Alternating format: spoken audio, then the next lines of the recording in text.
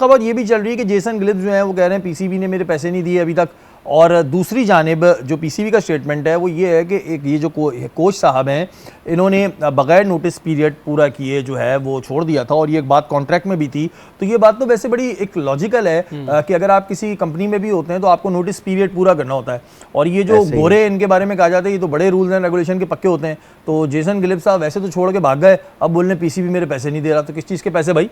नहीं, सही बात तो सही है कि जब उन्होंने अपनी बात की है तो फिर इनका मौक़िफ़ आ गया ना। हाँ। कि भाई जब आपका नोटिस पीरियड होता है कि आपको 3 महीने का नोटिस पीरियड है, कुछ प्लेयर्स का भी होता है, इसी तरह जो भी कॉन्ट्रैक्ट पे होते हैं हाँ। उनका एक टाइम होता है, किसी का 6 महीने का होता है, किसी का 1 महीने का भी होता है। अब इनका जो पीरियड था वो ज़्यादा था।